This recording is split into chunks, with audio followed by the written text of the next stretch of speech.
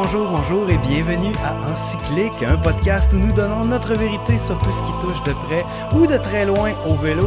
Je suis Jonathan Berroy, seul aujourd'hui pour une conversation avec une exceptionnelle Française, non pas en personne, mais en ligne, puisqu'elle pédale et se trouve présentement en Chine. Chloé Ando, bonjour. Bonjour, bonsoir. Merci pour l'invitation. T'es où exactement en Chine? Moi là, ça fait 1 mois et demi, bientôt 2 mois que je suis en Chine. Je suis dans la province du Yunnan, donc qui est dans le sud-est de la Chine, à la frontière entre le Laos, la Birmanie et le Vietnam. Parce juste avant, tu étais au Vietnam et tu es arrivé Ouais, directement, tu as traversé par la terre? ouais, c'est ça. J'ai passé la frontière entre le nord du Vietnam et le sud de la Chine. J'ai passé avant presque 4 mois au Vietnam. Veux-tu nous expliquer, nous mettre en contexte tout ton itinéraire en partant de la France, puis après ça qui a arrêté au Cambodge, puis là, que tu viens de repartir? Ouais, ouais, ouais. Bon, alors, l'histoire est un peu longue, mais on a le temps, donc ça va. Moi, là-bas, je suis donc architecte de formation et je suis partie à vélo quand j'avais entre 22 et 23 ans. Donc, c'était entre ma licence et mon master en architecture. À cette époque-là, donc comme je suis franco-japonaise, j'avais l'idée de relier par la terre mes deux pays, la France et le Japon, et au cours d'un périple d'à peu près 15 000 kilomètres. Et les choses se seront pas du tout passées comme ça. Mais c'est ça qui est vraiment le plus intéressant aussi dans le voyage, et c'est ce que je pense que j'ai préféré en fait. Par où t'es passé en partant de la France? Alors en partant de France, j'ai longé la Méditerranée en passant par les Balkans, la Croatie, Monténégro, Albanie. Je suis rentrée en Grèce, ensuite en Turquie. Là, je suis passée sur la partie asiatique à Ouais. Istanbul en traversant le Bosphore. Donc après, donc le contexte géopolitique est aussi très différent de celui d'aujourd'hui. Donc le parcours que j'ai fait à vélo à cette époque-là est plus vraiment possible aujourd'hui par rapport à des histoires de passage de frontières et de guerre aussi. Donc ensuite, je suis passée en Géorgie, Arménie, Azerbaïdjan. Puis j'ai traversé l'Iran pendant 3 mois à peu près, du nord jusqu'au sud, pour ensuite prendre un bateau qui m'a emmené jusqu'à Dubaï, Ah et ensuite oui? un autre qui m'a emmené jusqu'à Mumbai en Inde. Wow, wow. Et là, le temps s'est distendu. J'ai Pourquoi? passé presque 7 mois, entre 7 et 8 mois en Inde, C'est vrai? dans l'Inde, ouais, en Inde du Nord, avec un petit passage au Népal et un retour ensuite en Inde. Et après cette grande, grande partie indienne, je suis rentrée en Birmanie. Par la terre? Euh, Par la terre. C'est C'était vrai? Ah possible. ouais? C'était possible, ouais. À Ah l'époque, il y oui, avait wow.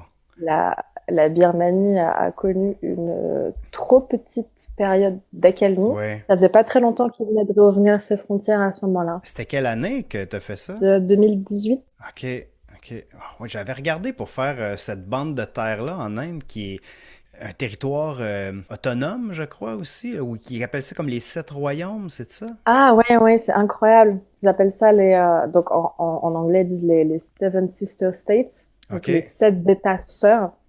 Et c'est incroyable. En fait, pour moi, je devrais le compter presque comme un autre pays finalement, parce que pour rentrer dans cet endroit-là, il faut passer par ce qu'ils appellent le Chicken Neck, Oui, oui, qui est oui. un très très petit couloir de terre qui est coincé entre, alors qu'est-ce qu'il y a? Il y a le Népal, le Bhoutan et le Bangladesh.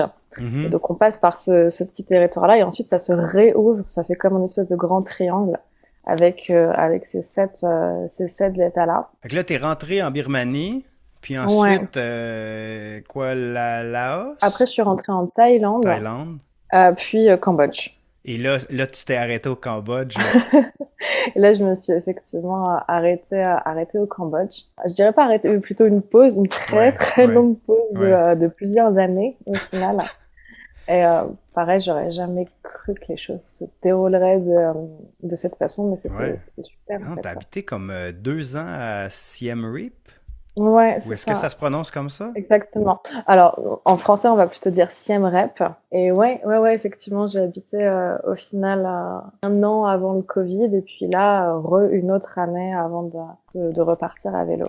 Donc là, tu viens de repartir. Un départ lent, hein? Tu avais annoncé ton départ, puis finalement, tu as passé encore plusieurs mois, je crois, Ouais. au même endroit. Pour situer peut-être les gens, c'est l'endroit où on trouve Angkor Wat au Mm. Cambodge, là, qui est comme le Machu Picchu de l'Asie du Sud-Est.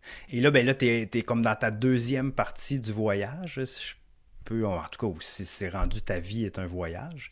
Mais là, t'as fait Cambodge, ben, tu mentionnais Vietnam, Chine. Est-ce que l'objectif est encore d'aller jusqu'au Japon? Ouais, toujours. Même si les années ont passé finalement, là il s'est passé presque bon, un paquet d'années en tout cas Ouais. depuis mon premier départ. Je pense que pour moi, j'aurais du mal à vagabonder à vélo sans avoir de but.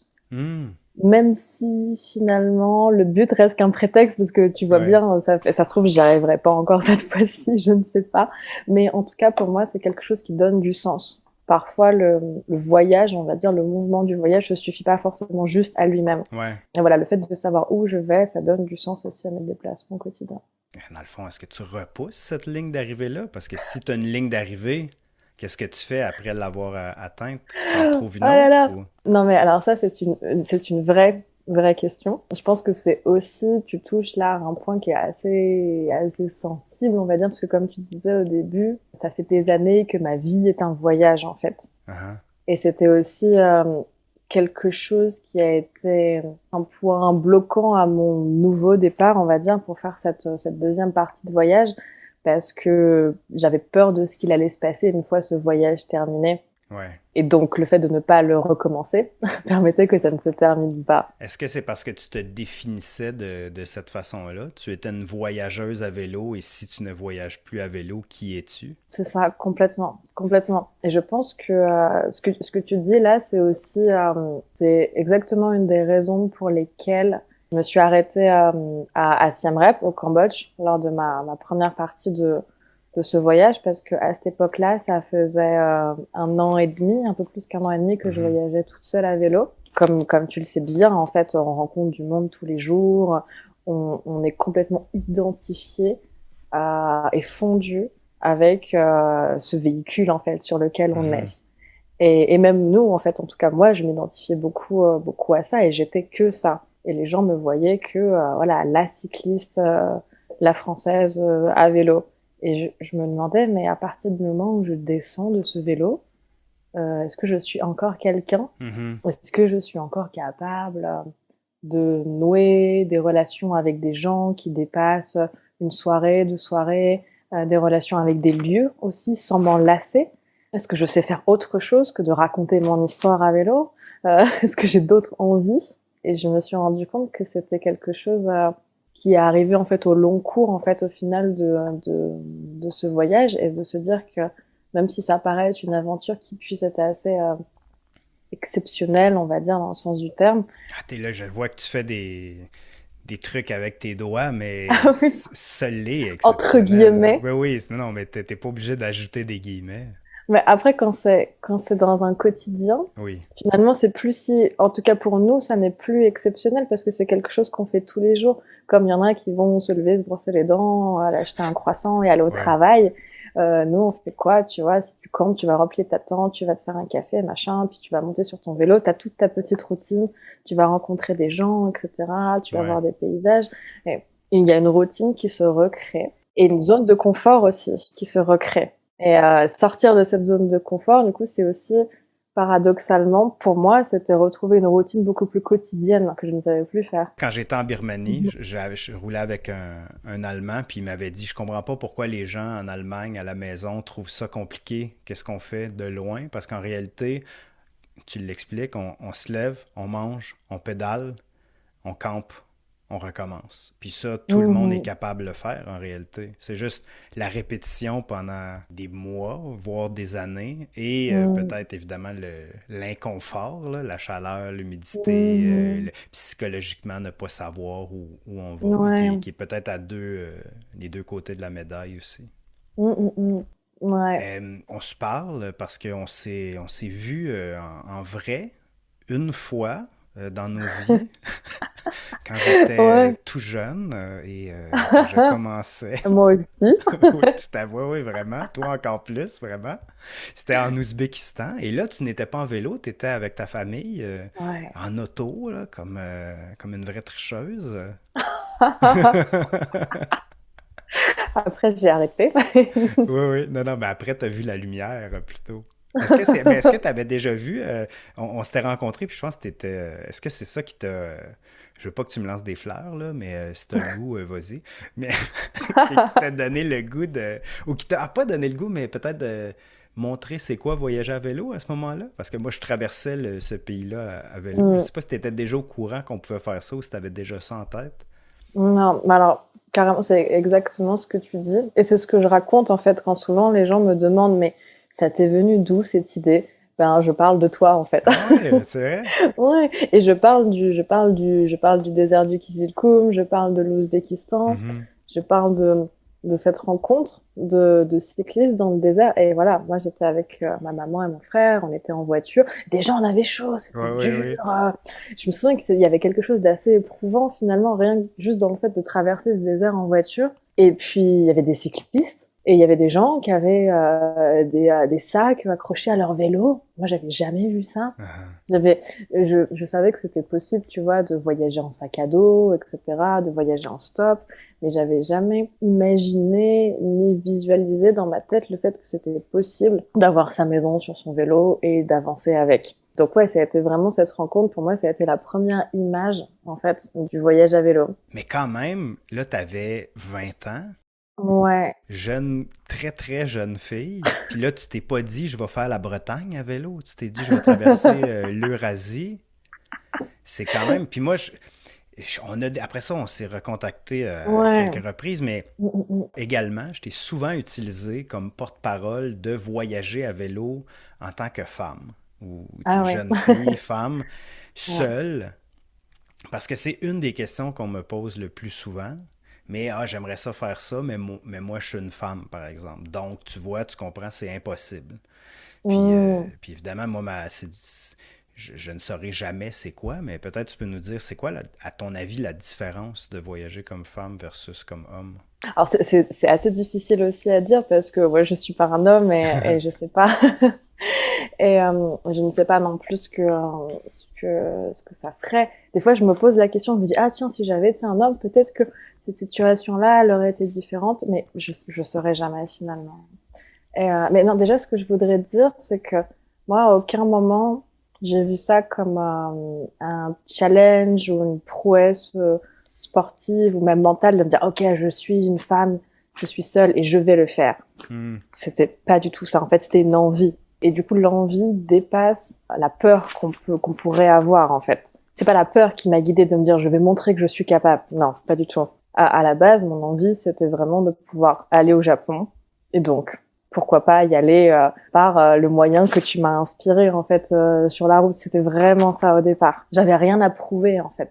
C'était pas non plus un combat féministe ou quelque chose comme ça, de dire moi aussi je suis une femme et je peux le faire. Je crois que tu m'avais déjà dit que le voyage comme femme était différent, particulièrement dans les endroits musulmans, Mhm. conservateurs, où là, les hommes et les femmes sont vraiment séparés, donc dans les maisons, et que comme homme, moi, je ne suis qu'invité par les hommes, et souvent, ils veulent me faire Mhm. boire de la vodka ou autre Mhm. chose, et comme femme, le partage est double, c'est-à-dire que toi, tu es reçu comme si tu étais leur fille, leur sœur, et en échange, Mhm. toi, tu leur montres que c'est possible de faire ça aussi comme femme, peut-être Oui, sans que tu veuilles devenir une icône, mais pour elle ou pour oui. beaucoup de gens, c'est ça que c'est. Je pense qu'en fait, ce qui se passe en tant que femme, c'est que de base, de façon assez universelle, les femmes sont vues comme moins puissantes, en fait, que les hommes, et donc portant une certaine vulnérabilité. Moi, en plus, en étant jeune, et j'étais encore plus jeune Mhm. que ça, et euh, je pense que ça ajoute aussi à ce côté-là. Donc, c'est-à-dire que généralement, la première relation que les gens créent avec moi est une relation de protection. Ouais.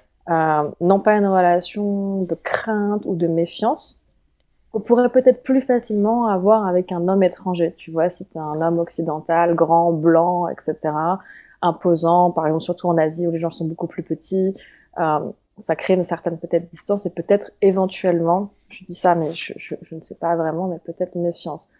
Mais je peux plutôt parler de moi, ce que je vis, et que souvent, les gens viennent et m'approchent et créent cette relation de protection.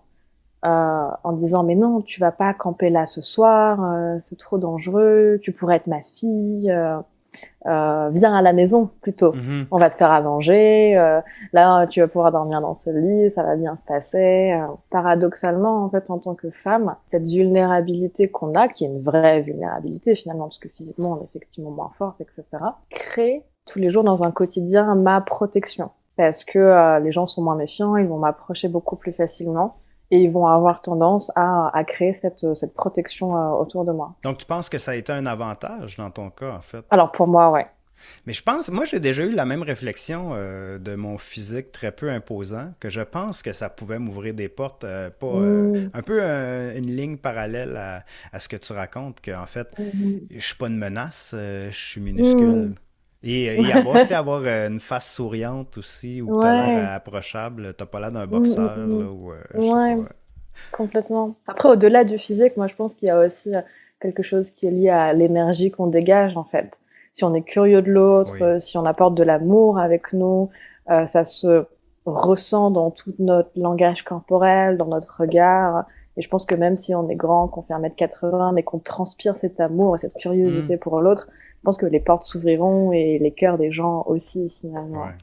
Est-ce qu'il y a des endroits ou des pays où tu te sentais moins confortable? Et je crois que tu as une expérience similaire à la mienne en Chine en ce moment.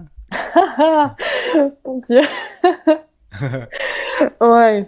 Alors, on ouvre tout de suite le cabinet des Ben, ça plaintes. peut être un autre, mais je sais que celui-là, il est très difficile. Ouais, ouais, ouais, effectivement. Peut-être qu'on peut commencer par le fait que quand j'étais à Siem Reap au Cambodge, j'ai hébergé beaucoup de cyclistes qui sont passés chez moi. J'avais la chance d'avoir une petite maison, donc c'était chouette de pouvoir accueillir pas mal de voyageurs à vélo. Et beaucoup allaient ou revenaient de Chine et me disaient: Ah, mais tu vas voir, c'est incroyable, c'est excellent, les gens sont super, C'est les vrai? Ah, paysages, oui. Et ben, les donc, je me paysages, suis je le créée crois, mais le reste, la je suis surpris. culture, les gens. Et donc, je me suis créé un espèce d'imaginaire, je pense, assez fantasmé euh, du pays du Yunnan en particulier, OK. et avec l'envie de vraiment y passer très longtemps. Euh, donc, je me suis un peu battue pour avoir un visa à Hanoï, dans le nord du Vietnam, Ouais. qui soit de 3 mois, en me disant ça va même pas être suffisant. Après, il va falloir que je retourne, que je refasse un autre visa, tellement il y a de choses à voir et explorer, ça va être super. Et Puis là, maintenant, tu essaies de pédaler le plus vite possible pour t'en aller. ah ouais, c'est ça. Là maintenant, je me dis bon, en fait, on va vraiment accélérer parce que c'est pas Mais moi, possible. c'est ça qui m'est arrivé. Les endroits, les gens vont me demander combien tu pédales par jour, puis je vais dire mon maximum, c'est comme 170. Ou tu sais, il y a une semaine que je faisais 160, 165, 170 à chaque jour, et mon minimum, c'est 800 mètres. Ben, pas en Chine, ailleurs. Mais le 160, 170, c'est parce que je voulais juste m'en aller du pays. Je Ah trouvais ouais. ça trop difficile. Mais Hmm. qu'est-ce que tu sembles vivre la même chose? Qu'est-ce qui est difficile pour Ouais. toi? Alors, qu'est-ce qui est difficile? Moi, je pense qu'en premier lieu, ce sont les rapports humains. Je voyage vraiment, non pas pour découvrir un pays, mais pour rencontrer les gens du pays Ouais. et qui me fassent découvrir leur pays par voilà, un fragment d'une soirée, d'une discussion, etc. Et c'est vraiment, vraiment ça pour moi, l'humain, la pierre angulaire, le cœur en fait, je pense, de mon voyage au quotidien. Et si j'ai pas l'humain, je me demande ce que je fais là tous les jours. Et, Hmm. en Asie du Sud-Est, donc pour avoir vécu au Cambodge et puis ensuite avoir passé beaucoup de temps au Vietnam, il y a une très, en tout cas pour moi, j'imagine que pour chaque personnalité c'est différent, mais pour moi les rapports humains étaient très fluides, vraiment très agréables, c'est très très très facile. Les gens étaient très aidants, très curieux, très disponibles à la rencontre. Et puis même dans le langage corporel, très ouvert, très souriant, et puis avec beaucoup beaucoup d'amour en fait à partager finalement. Et là je passe la frontière entre Ouais.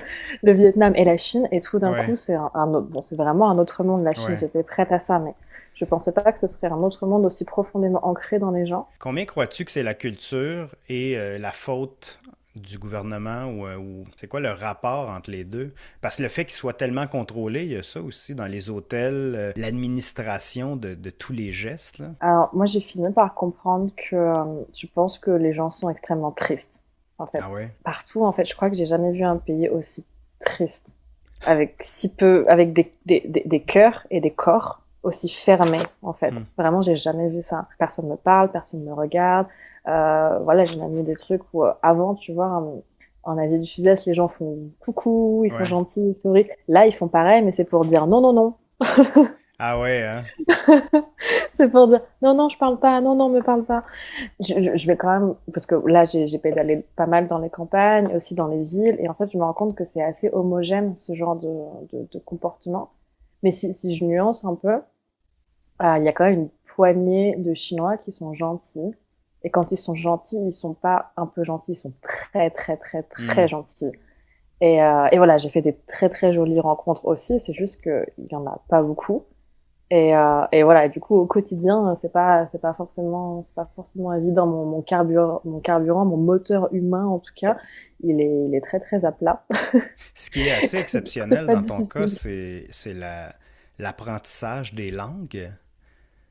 J'ai vu que tu parlais, ben, sans doute, tu l'évoquais plutôt le cambodgien, mais même récemment le vietnamien. Puis là, tu te dis, ah, maintenant, il faut que me mette au Ouais. chinois. Puis là, tu commencé, comment va ton apprentissage des langues Euh, chinoises? alors, j'apprends pas vraiment. En OK? fait, Ben non, mais c'est pas vrai. J'ai vu des vidéos sur ton Instagram où oui, tu parles en vietnamien avec quelques oui, mots, là, mais quand mais, même, c'est des langues à mais, tonalité. ouais, mais en fait, justement, je dirais que j'apprends pas, je répète. Et, euh, Et peut-être la particularité, c'est que, bon, là, par exemple, au Vietnam, c'était vraiment assez fort, c'est-à-dire qu'il y a une hospitalité vietnamienne qui est vraiment ancrée dans la culture. Et donc, quasiment tous les soirs, j'étais accueillie spontanément chez les gens. Et donc, tous les soirs, je parle, je répète, en fait, Ouais. mes phrases, mes trucs, et je leur demande, et ça, c'est quoi? Et ça, comment on dit? Et donc, euh, c'est aussi une création de lien social, en fait, de s'intéresser à la langue, d'être capable de répéter, de dire des choses. Et donc, en fait, c'était pas, faut pas m'imaginer, moi en train d'apprendre avec mon bouquin de vietnamien et en train de répéter des trucs toute seule. Pour moi, c'est pas comme ça que ça se passe et il n'y a pas vraiment d'effort. C'est vraiment l'échange social, le fait de vouloir expliquer des choses, de dire, ah, mais j'ai envie de parler de moi, j'ai envie de poser une question. Ah, tiens, comment on dit? Et je demande à cette personne comment on dit et je répète. Et tous les soirs, tous les soirs, tous les soirs, tous les Je soirs, pense quand même pendant que des heures, je vais répéter avec les gens en discutant. Et au bout de 4 mois, voilà, je m'en sors sur des choses de base, on va dire. c'est quand même exceptionnel, là. Le vietnamien, c'est pas l'espagnol, là. C'est quand même vraiment une coche de plus, là. C'est vraiment bien.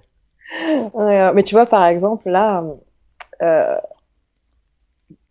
par rapport aux Chinois, par exemple, ben, comme en fait, j'arrive pas à créer cette rencontre avec les gens, donc les gens sont Ah, pas vraiment intéressés, ben, du coup, je le pratique pas, je le parle presque pas au final. ouais. En comparaison aux Vietnamiens, où il y avait vraiment beaucoup d'échanges, beaucoup de rencontres.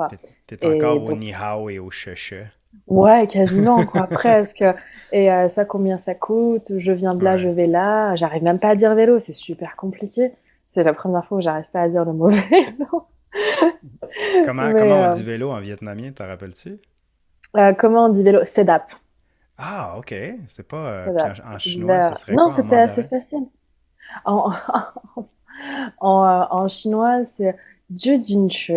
Ah, ouais, avec Ça plusieurs. ressemble, mais c'est pas bon. C'est pas Ok. exactement C'est ça. quoi ton nom en chinois?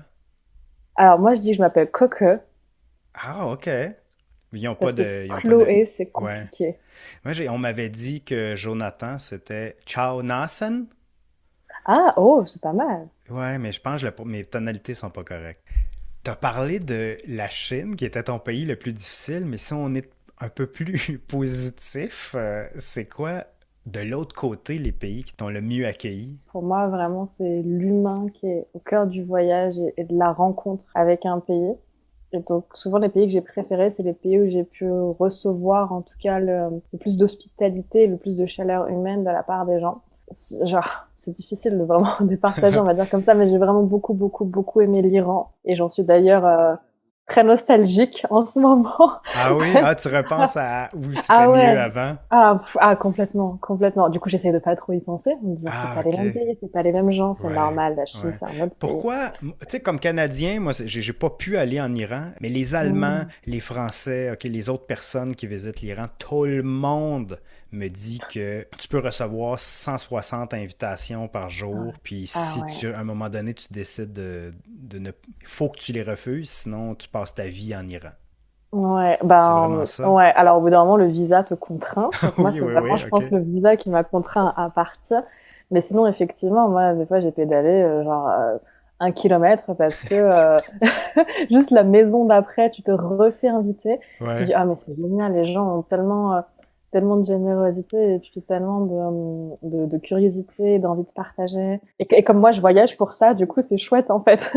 Comment ça peut être aussi paradoxal d'avoir un gouvernement dit d'une Ah, dictature ouais. autoritaire et de l'autre côté avoir un peuple qui est si intéressé? Est-ce que tu vois un Ouais. lien entre les deux ou c'est comme un à dépit de l'autre? Moi, ce que je pense, c'est que à peu près partout dans le monde, les gens ne sont pas leurs politiciens Mhm. et que le gouvernement n'est pas le peuple iranien. D'ailleurs, ils l'ont pas choisi, en fait. C'est bien Ouais. pour ça que ça s'appelle une dictature. C'est que ça ne correspond pas à la volonté du peuple. Et donc, les gens, moi, que j'ai pu rencontrer, n'ont rien à voir, en fait, avec leurs dirigeants. Et puis, souvent, moi, j'ai plutôt été, et même là, je continue à être plutôt dans les zones rurales, dans les campagnes. Et donc, la main de fer, on va dire, politique ou gouvernementale, est beaucoup moins présente, en fait, dans les zones rurales. Étais-tu voilé en Iran? Oui, ouais. À partir du moment où tu passes la frontière, tu dois te voiler, tu dois avoir des manches longues et un pantalon long. De toute façon, après, moi, avant, j'étais déjà, tu vois, par exemple, en Turquie, donc j'avais l'habitude non Ah. pas de me voiler, mais même en tant que femme qui suis à vélo, je me balade pas en mini-short. Voilà, après, c'est juste pour moi, c'est des habitudes aussi. Donc ça fait très longtemps que j'ai pas pédalé en short, par exemple. Je suis très souvent avec un pantalon long. Et donc oui, en Iran, j'étais voilée. Après, c'était plus ou moins, on va dire, flexible. C'était ce que je voulais faire le lien par rapport, en fait, que dans les villages, les gens sont très éloignés, en fait, des décisions, on va dire, du gouvernement, choses comme ça. En tout cas, à l'époque, parce que c'était il y a plusieurs années. Et donc souvent, moi, je galérais vraiment avec ce voile qui ne tient jamais, qui tombe tout le temps. Je sais pas comment le mettre. Et les gens voyaient et disaient, ah, c'est pas grave, vas-y, enlève, c'est pas grave. On est entre nous, on est à la maison, on s'en Seulement avec des fiche. femmes ou même avec les hommes aussi à l'intérieur? Aussi, il y avait les deux, en fait, parce que, par exemple, quand on mange à table, enfin, il n'y a pas de table, mais quand on mange, euh, quand on mange sur le tapis, Ouais. tout le monde, il y a les hommes, il y a les hommes et il y a les femmes. Donc, ça dépendait plutôt des familles, on va dire. Ça apprend à parler un peu c'est quoi, c'est le farsi C'est là-bas, le la langue? farci. Ouais, c'est le farci. Ouais, un petit peu, ouais. Comment on dit vélo alors? Comment tu fais Ah oui, l'eau? là, c'est peut-être Oh ça là fait là. longtemps. Dochache. Oh, OK. Est-ce que c'est une pièce pour les hommes, une pièce pour les femmes là-bas aussi à l'intérieur des maisons? Alors souvent, il y a des rôles effectivement qui sont assignés en fait. Les femmes sont plutôt, voilà, comme dans beaucoup de cultures, à faire la cuisine, etc. Mais après, quand c'est le moment du repas, tout le monde se retrouve à manger autour de. Donc, en fait, dans les intérieurs iraniens, tu as généralement une grande, très grande pièce qui est recouverte de tapis avec des coussins sur les côtés et qui est un peu multifonction, on va dire. Euh, Elle sert et il n'y a pas vraiment de meubles. Donc on y étend une grande natte ou une grande nappe en papier, en tissu, sur laquelle ensuite on va tous manger. Et une fois ce repas-là terminé, ensuite les gens dorment dans cet espace, hommes et femmes. Ah ouais. Puis là, ils sortent des matelas? Oui, il y a un peu comme des genres de futons japonais. Oui, oui, Ils ont oui, OK. ils appellent ça, comment est-ce qu'ils appellent ça? Je me souviens plus, c'est un nom aussi, mais c'est l'équivalent un petit peu des futons japonais. Et ils déroulent ça sur le sol. Et donc, ces grandes pièces, là, justement, sont faites, il y a vraiment un côté très convivial dans ces espaces-là, parce que à la fois, on y prépare Ça peut arriver qu'on y prépare le repas aussi. Les gens ils peuvent y passer l'après-midi. Après, on y mange. Et puis ensuite, c'est aussi l'endroit où les gens dorment. Dans ta partie 1 de voyage, Ouais. on va l'appeler comme ça, je pense que le but, c'était de rencontrer des gens. C'est beaucoup ça que tu parles. Puis là, à un moment donné, tu t'es arrêté longtemps au Cambodge. Puis là, je vais appeler ça la partie 2 de ton Mhm. voyage, la Ouais, ouais, suite. c'est très bien. C'est très bien. Et là, tu as comme encore l'objectif de rencontrer des gens, mais avec en filigrane un deuxième objectif, ou peut-être même premier objectif, mais de parler d'architecture. Et je sais que tu Mhm. as gagné un prix pour faire ce projet-là aussi. Puis c'est quoi exactement Mhm. c'est quoi ta recherche architecturale? Effectivement. Alors, pour contextualiser, moi, je suis architecte de formation, diplômée en France, avec une spécialité liée à l'architecture liée à la transition socio-écologique et aux enjeux environnementaux aujourd'hui. D'accord. Parce que l'architecture a un rôle, donc les constructions sont énormément émettrices de CO2. Et donc, c'est un rôle extrêmement important à jouer dans la transition écologique et dans les rapports sociaux aussi que les gens entretiennent entre eux. Dans la première partie de mon voyage, donc entre la France et le Cambodge, je me suis aussi beaucoup intéressée en fait à l'architecture, mais plus d'une façon très personnelle en fait, Mhm. sans vraiment rien en faire et rien en partager. Mais j'avais quand même, mon itinéraire s'est quand même façonné aussi par rapport à des lieux que je voulais visiter, des personnes que je voulais rencontrer liées à l'architecture.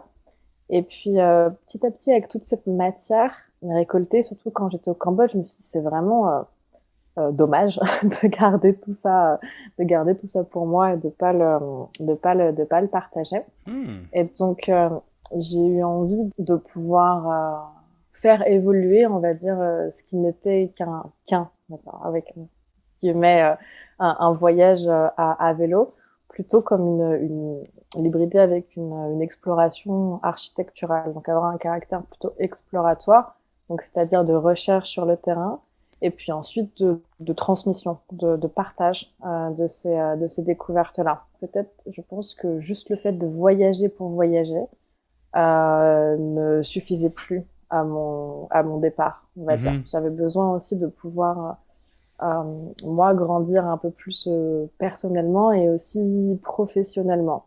Et donc, le fait d'hybrider un voyage avec quelque chose qui soit lié à l'architecture, c'est aussi quelque chose qui devient un petit peu semi-professionnel. Et pour payer ton voyage d'une certaine façon, Ouais, parce que et tu as eu ben, une bourse. ouais, voilà, effectivement. Et du coup, je suis parrainée par une revue d'architecture qui s'appelle Topophile et un laboratoire de recherche sur l'architecture en terre qui est en France à Grenoble. Et entre autres, j'ai candidaté pour cette bourse, qui est une bourse de la fondation Paul-Émile Victor. Mhm. Et donc, il y a une bourse non pas liée au vélo, ni même à l'architecture, mais liée à l'exploration. Donc voilà, donc j'ai monté ce projet-là et j'ai eu la chance d'être la lauréate de ce premier prix de cette bourse, donc qui me permet de financer une partie de mon projet. Félicitations. Ouais, Et merci. qu'est-ce que ça va C'est donner chouette. comme résultat, comme projet à la fin? Est-ce que c'est un livre?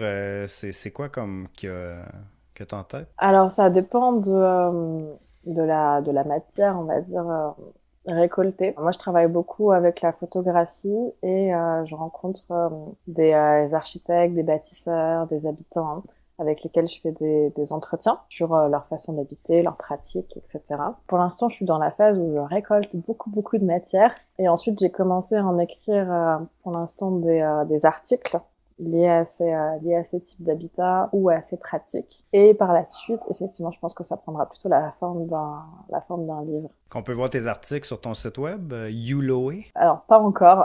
Ah non, ok, ok. Pas encore. C'est difficile de pédaler et en même temps, enfin, tu vois bien Oui, le temps oui, que ça oui, oui, prend, oui, oui, complètement, oui, oui. ça. Et donc, effectivement, au départ, je m'étais dit que je ferais les deux en même temps. Et en fait, j'ai du mal à me Ouais, sortir de la récolte de matière, du voyage, etc. pour m'en extraire et ouais. travailler sur quelque chose. Donc, j'ai fait un petit peu. Il y a Alors, en quelques... primeur, qu'est-ce que tu as vu comme type d'architecture qui t'ont marqué ou que tu vas parler plus tard? Ici, on parle d'architecture vernaculaire, c'est-à-dire que c'est un type d'architecture qui pourrait être lié à la tradition, mais ça veut plutôt dire que c'est des types de constructions qui sont ancrés dans leur territoire, dans leurs pratiques constructives, dans une culture locale. Et si tu les déplaces ou si tu construis la même chose ailleurs, au Canada, par exemple, ça n'aura plus de sens. Parce que ça n'aura plus de sens ni avec la culture, ni avec les matériaux locaux, ni avec la façon d'habiter au sein même de la maison. Donc moi, c'est vraiment ça ce qui m'intéresse aujourd'hui, à l'heure où l'avènement, on va dire, des matériaux conventionnels, béton, acier, briques, crée une architecture qui est très homogène et globalisée, en fait, mondialisée, globalisée, et qui efface les spécificités locales. Moi, ce qui m'intéresse, c'est d'aller voir justement ces spécificités locales qui sont en train de disparaître. Mais là, par exemple, récemment, j'ai vraiment été subjuguée, on va dire, par des maisons communautaires dans les hauts plateaux du centre du Vietnam, qui sont des maisons qui sont entièrement construites en matériaux naturels, donc des structures en bois. Ensuite, ils utilisent du bambou et de la chaume pour le toit. Et c'est des maisons qui sont le cœur du village. Donc, ce sont des minorités ethniques qui vivent dans ces hauts plateaux du centre. Et donc, ils ont ces maisons-là qui servent pour les petites et grandes décisions du quotidien, où les jeunes se réunissent à l'intérieur, les vieux aussi pour certaines festivités. Et elles ont une forme architecturale qui est vraiment incroyable. Est-ce que c'est les maisons qui sont, comme on dirait, ils ont l'air tressées, les murs ont l'air comme des panneaux tressés, un peu comme des paniers d'osier, c'est ça? Oui, exactement, exactement. En fait, les murs sont faits en lames de bambou fendues et tressées. Et ça, c'est hyper intéressant aussi parce que... Ça, c'est de la rue, on voit à travers la maison.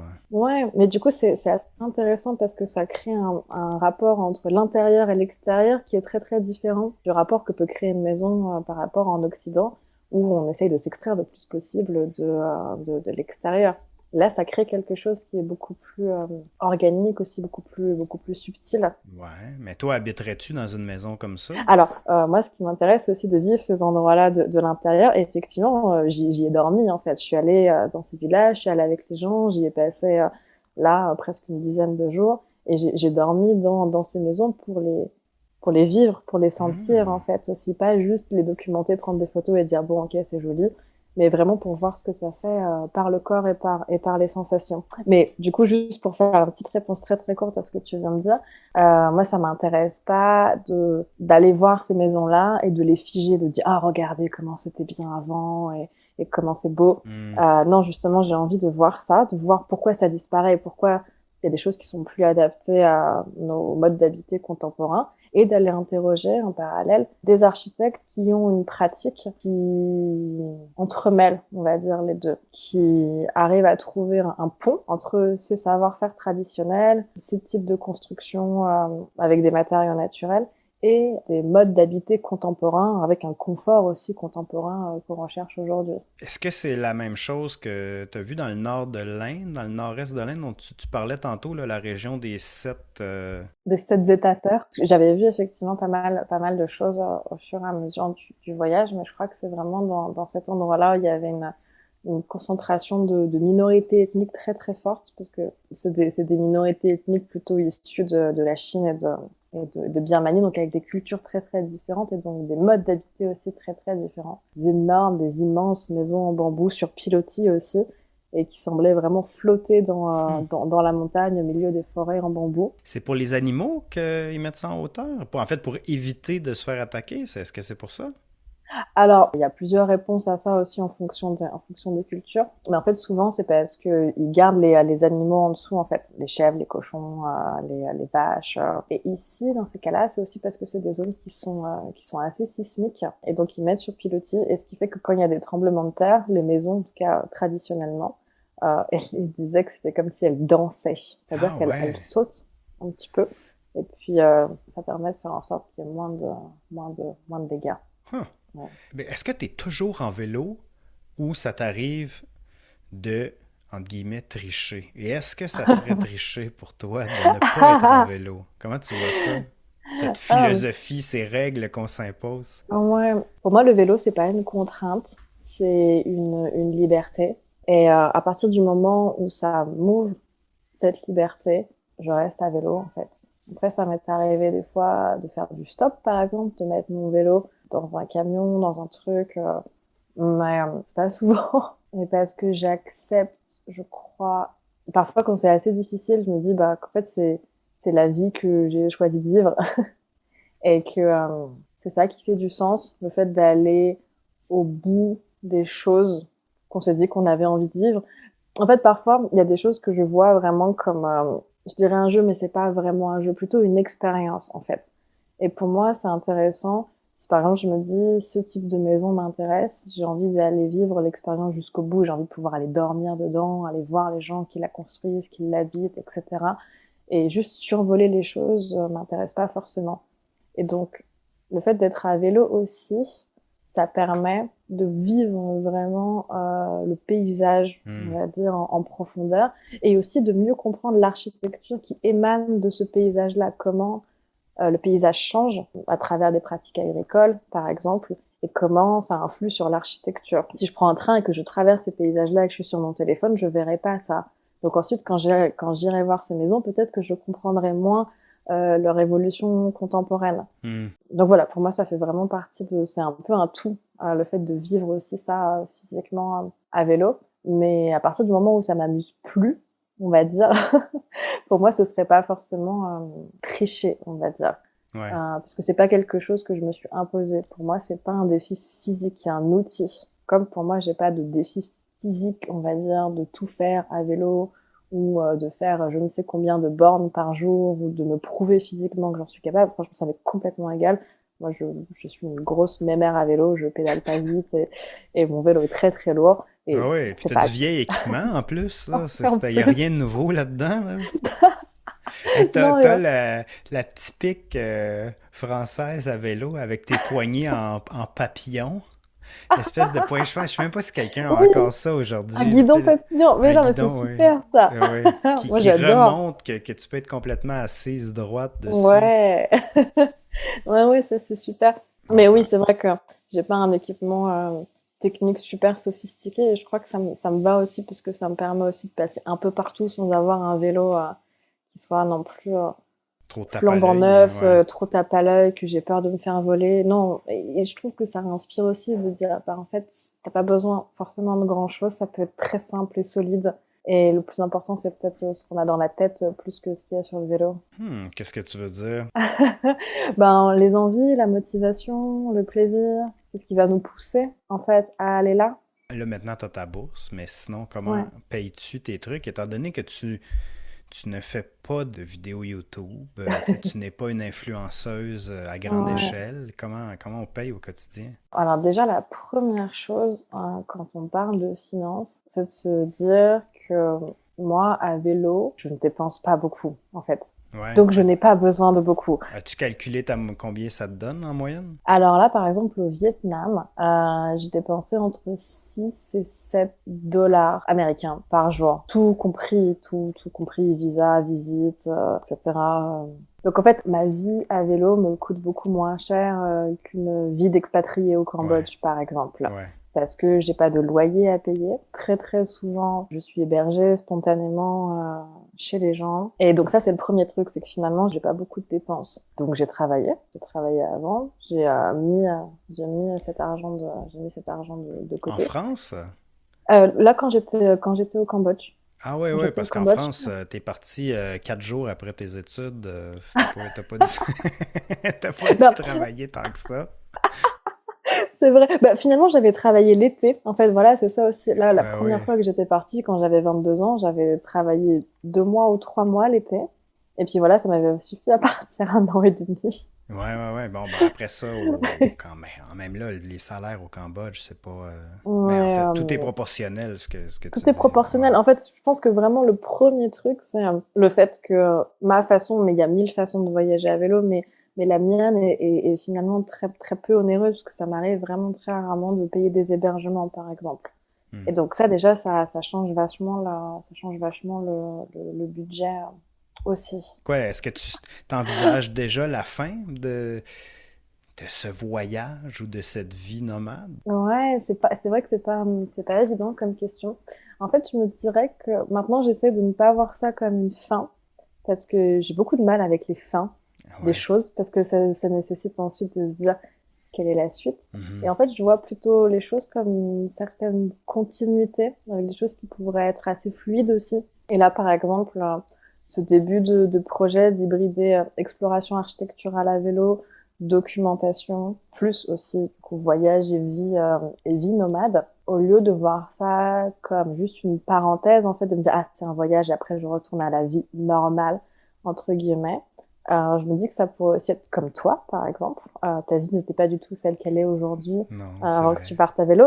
Et il n'y a pas eu un avant, il n'y a pas eu un après. En fait, vraiment, il y a une Non. continuité. Il y a quelque chose qui s'est tissé au fur et à mesure de ton voyage qui t'a amené à faire ce que tu fais aujourd'hui.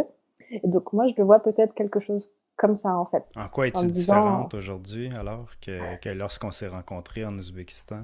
oh, oh là là. Je pense qu'aujourd'hui, je me pose plus de questions que ce que je me posais Ah oui? avant. Ouais, C'est vrai? étonnamment. Étonnamment, parce que j'ai vu beaucoup de choses qui m'ont aussi posé beaucoup de questions. Comme quoi? Bah, on va dire qu'à l'époque, tu vois, quand on s'est rencontrés, je me disais, ah bah, génial ce qu'il fait, je vais faire pareil, je vais Ah, trouver un vélo, je vais y aller.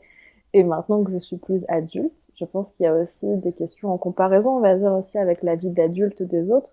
Est-ce que c'est vraiment le bon choix? Est-ce que j'ai envie de vivre cette vie-là? Quel sens est-ce que ça a? Etc. Et donc, je pense que à l'époque, il y avait aussi peut-être l'insouciance de la jeunesse, on va dire, on a le droit de prendre son temps, etc. Et après, plus on devient adulte et plus on se dit, ah, mais comment est-ce que cette voie-là, elle me remplit aussi t'es en tant encore qu'adulte? dans la vingtaine, là. Non, j'ai 30 ans, Ah oui, t'as eu mais 30. ouais, Ah ben là, c'est vrai, là, t'es rendu très vieille.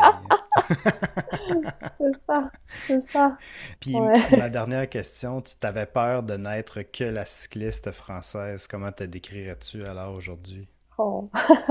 Déjà, je pense que je suis pas une cycliste. Au Ah, final, après coup. Le vélo, c'est un outil qui pour moi me sert à la rencontre d'abord, à l'exploration ensuite, à la compréhension plus fine des choses. Mais c'est pas du tout le vélo d'abord. Donc en fait, c'est ça. Je pense que ma réponse, c'est que je pensais n'être qu'une cycliste. En fait, je ne suis même pas une. très, très intéressant.